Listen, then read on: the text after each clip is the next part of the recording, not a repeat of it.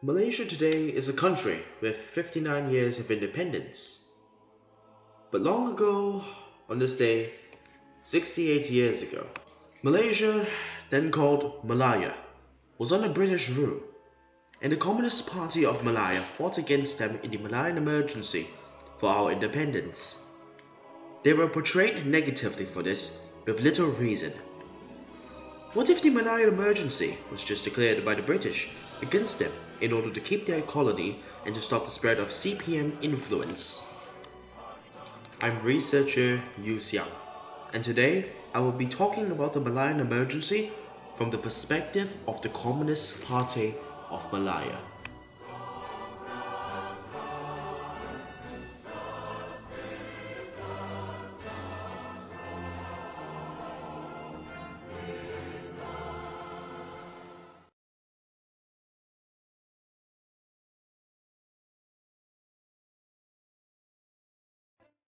Malaya had been a British colony for over 100 years.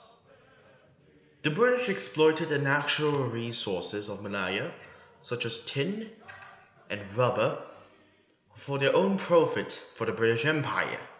However, in the 1930s, one party, the Communist Party of Malaya, was formed in order to fight this oppression and for Malayan independence under the leadership of Lai Tek as pictured here. However, he was a mysterious individual with a hidden past. This was Chin Peng. He only joined the Communist Party of Malaya in 1940, but would play a big role in the Malayan emergency. However, whilst they were fighting and campaigning for Malayan independence, in 1942, the Japanese invaded Malaya through Siam, rather than a naval invasion as the British expected. The British constructed naval bases on the eastern coast of Malaya in order to fight and repel the Japanese in the very case of a naval invasion. This, however, never occurred, and instead they made it through Siam and retreated to Singapore. They were at the mercy of the Japanese, who bombarded them day and night, as well as bombing raids from the Imperial Japanese Navy and Army, as well as the Air Force. However, it was also during this time that the CPM, the Communist Party of Malaya, ceased their anti-colonial activities and worked together with the British in order to form Force 136. Force 136 was formed under the British and the CPM in order to fight an insurgency against the Japanese.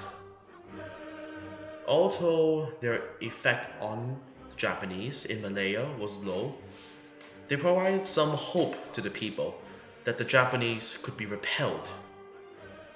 It was also during this time that the CPM negotiated with the British for supplies to be dropped to them by air, be it weapons, ammunition, and other various supplies. However, these weapons that were airdropped to them were never used. Why was this? You see, around this time, the CPM were also planning a counterattack. After the Japanese had been defeated, they would use these weapons and ammunition as well as supplies against the British in order to fight them, which would have been the Malayan emergency. In 1945, the Japanese surrendered after the dropping of the atomic bomb on Hiroshima and Nagasaki. It was around this time that they began to mobilize their forces, but Lai Tek, however, mysteriously ordered the communists to bury their weapons in the jungle and never use them again.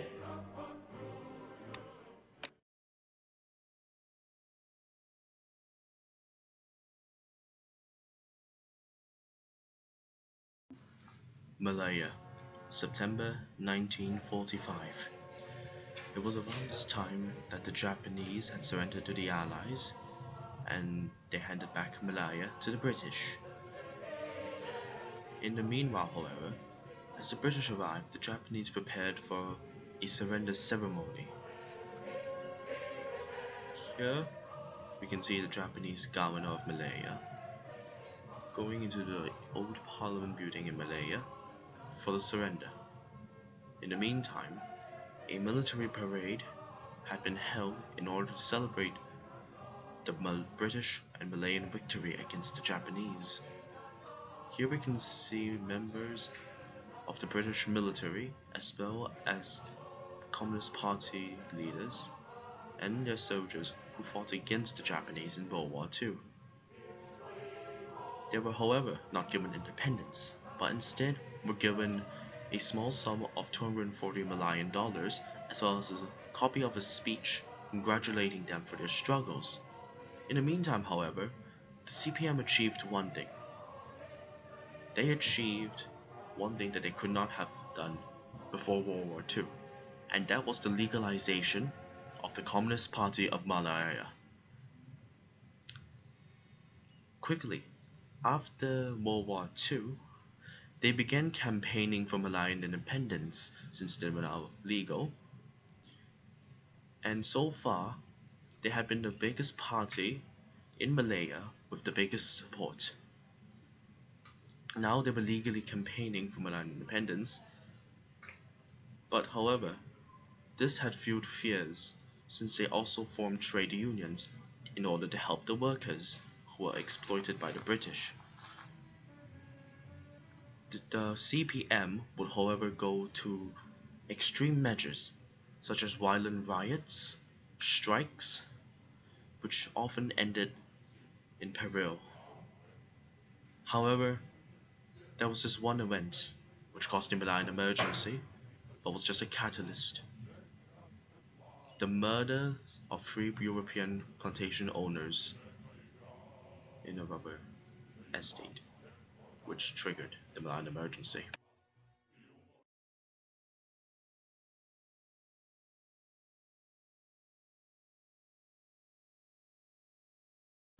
In 1948, the British declared the Malayan emergency after the murder of 3 British plantation owners. Shortly after this, the CPM and its members were outlawed, especially other left-wing parties that were still in existence. However, the strange thing was, why would the British, declare the emergency in 1948 after the murder of 3 British plantation owners, even since then, when the CPM had been committing acts that would have been seen as terrorism? Well, this was because after they were legalized, the CPM was gaining a foothold and support from the people of Malaya for independence. However, this was a threat to the British colony, who needed Malaya's resources in order to rebuild post-war Britain. Seeing this as a threat, they used the murder of the 3 British plantation owners as a certain cause and a reason for declaring the emergency at such a time. This, however, would prove as a grave mistake, for the Malayan emergency was, however, but costly for the British, having now to run the colony as well as fund the emergency. And so they decided that they could no longer keep Malaya, but they still needed to rebuild post-war Britain. And so this is what they did. It was decided that Britain will give independence to Malaya, but only to a political party that would protect its business interests. And that was UMNO, a pro-Malay political party who was in charge of Malaya after post-British rule. Why was this? This was because, as I said earlier, they would protect British business interests. However, how could they do that without the people noticing? It was simple. It was to racially divide the people, with its effects that can still be seen today. As such, they demonized Chin Peng, but rather, they should have demonized the leader of the political party, the CPM, Abdullah CD, who was in fact the leader but was Malay. Chin Peng was merely another major official in the CPM, but he was demonized because he was Chinese, and of such they racially divided the people, and that was how they managed to do so, how they managed to achieve the British aim of having their business interests protected whilst giving independence to Malaya. In 1955, however, Tunku Abdul Rahman as well as two other officials from Singapore and a political party attempted to negotiate with the communists to end the Malayan emergency, in which will be known as the Baling talks. Next, I will show a short clip of the newsreel that existed then in 1955. On Baling, near the Thai frontier, for talks between government representatives and communist terrorist leaders. As the chief actors in the drama arrived, hopes ran high, not only among the Baling townsfolk, but among all the people of Malaya, that by some miracle the communists would repent of the evil they had done and surrender for the good of the country. The whole town flocks to the school, which has been prepared as the conference room to watch the chief ministers arrive. Tunku Abdul Rahman and Mr. David Marshall are as one in their attitude to communism, supported by Sir Cheng Lok Tan. They are prepared to give the communists a fair hearing in the hopes of a peaceful settlement. The austere conference room waits with a sense of history, while a teacher's house has been prepared to accommodate the communists.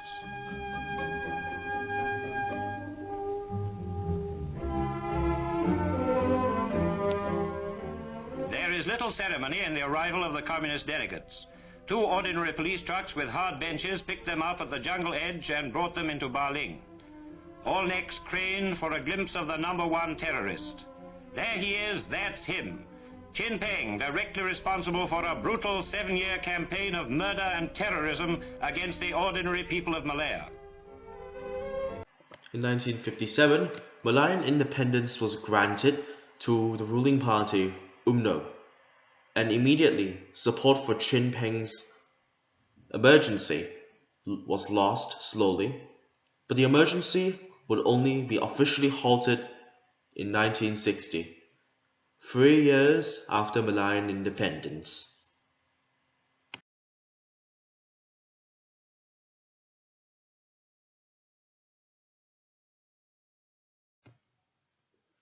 In conclusion, it can be concluded that the Malayan emergency was rather an emergency declared by Britain in order to keep Malaya as its colony, in order to rebuild post-war Britain, as well as the fact that they needed to halt or rather stop CPM influence completely so that they could continue to rebuild Britain.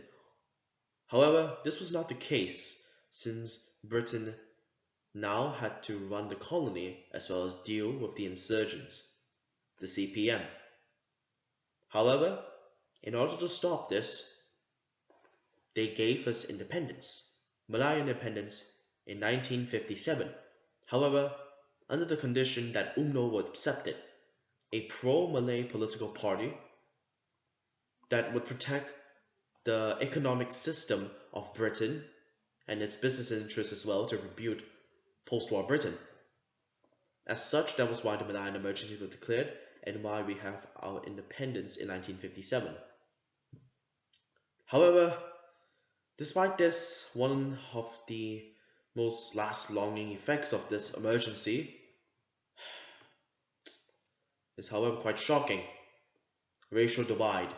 For you see, racial divide was the reason why their business interests, British business interests in Malaya were protected even after Malayan independence. Because you have to distract the people with something so that they will never notice. That is why. And so my other message to you, viewers of this documentary, is that let us all do our research. Let us not be led under the false guise of news. We must do our own research, for this information was never covered in the mainstream news. or information, but rather with interviews with the Socialist Party of Malaysia, interviews at the Shrine of Remembrance in Australia, which I find highly surprising because it wasn't as I expected. It was more of a neutral stance, and the fact that it also takes critical analysis of sources. That is all, and thank you for watching this documentary.